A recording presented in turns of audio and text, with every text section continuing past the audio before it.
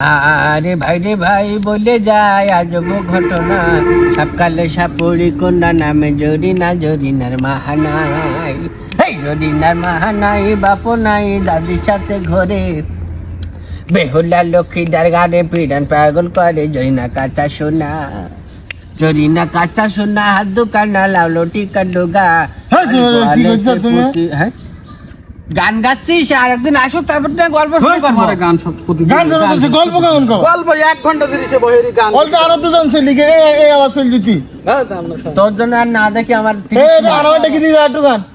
আচ্ছা ঠিক আছে গল্প আনতে গেলে আর গান দিয়ে একটা শুরু করতে হয় না তো গান তো তুমি তো সে গান গেছি 1 ঘন্টা ধরে, তোর এত গান ধরে তো হবে না। তাহলে তুমি গল্প তুমি শুরু করো তুমি।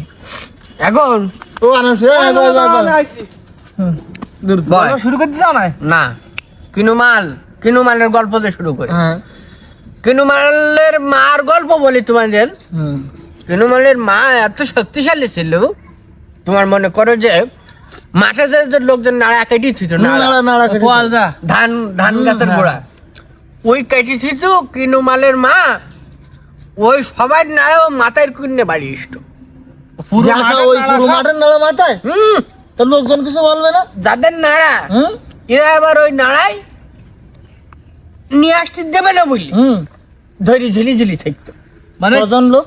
30 জনের মতন সবাই কিনুয়ালের মার মাথায় হ্যাঁ ওই নাড়া ঝুলি থাকতো মানে মানে ওই নাড়ার বুঝা ধরো বিরাট বুঝা, তাতে আবার 20-30 জন লোক ঝিলিরি উই সহ মাথায় কি থাকবে।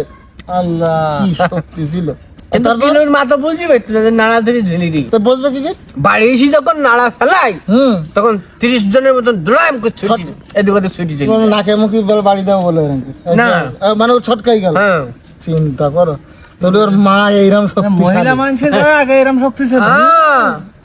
এইবার ওর মা তো বিরাট শক্তিশালী। ওর মা কিনুমালের বাপের গল্প শোনো তাহলে এবার। তাহলে তোর বাপও তো তাহলে সেই শক্তি। হ্যাঁ বাপও সেই শক্তি ছিল আচ্ছা তারপর কিনুমালের বাপ ছিল এত শক্তিশালী সেই সময় আমাকে এদিকে হাতি বেড়াইতো এইদিকে হাতি থাকতো? বাগানে হাতি ছিল সেই সময় কারণ হাতি তো জানি রাস্তায় ঘাটে সার্কাসে মার্কাসে থাকে। এই দিক থাকতো সেই সময় এখন তো উঠিত হয়ে গেছে দেখা যায় হুম, ওটা এখন উঠিত হয়ে গেছে এখন ওই হাতি আমাদের ওই যে ওই 3 রাস্তার মোড়ে একটা গর্ত দেখেছ হ্যাঁ হ্যাঁ হ্যাঁ এই হাতি একটা ওই গর্তের মধ্যে পড়ে গেল এবার হুম, ওই হাতি পড়ে গেল। পড়ে গেল আচ্ছা গেলে এখন তো তুলতে হবে হ্যাঁ কিনুমালের বাপ এসে বললো যে হাতির পায়ে দড়ি বাঁধো হাতে পায়ে দড়ি বেঁধে। দড়ি বাঁধো আচ্ছা। কিন্তু সেই সময় তো দড়ি ছিল না দোড়া দোড়া। দোড়া ওরা বলতো তো চিনি আমরা হুম হুম হুম, ওই যে বাঁশ গাছ রয়ে না হ্যাঁ এখন যে বড় বড় বাঁশ ওই 3টি কুইন্ডে এরকম পাকাই দোড়া বানাইতো বাঁশ গাছ পাকাই বাঁশ গাছ আমাদের কোন সিধে তো আমি বাঁধতে দেখেছি, বেড়া টেড়া বাঁধে। সেই সময় বাঁশ পাকাই দোড়া বানাইতো তো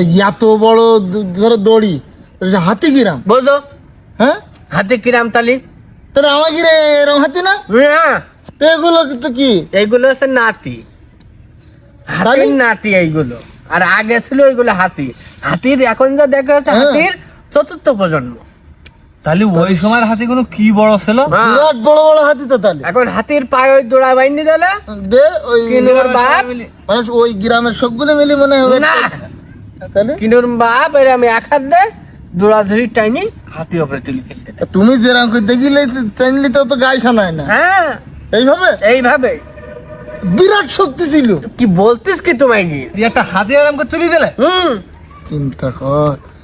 এবার তোমরা তো এই করতে চাও কিনুর দাদার গল্প তো এখনো বলিনি আর একদিন বলবো না তুমি বলো তাহলে দাদা গল্প।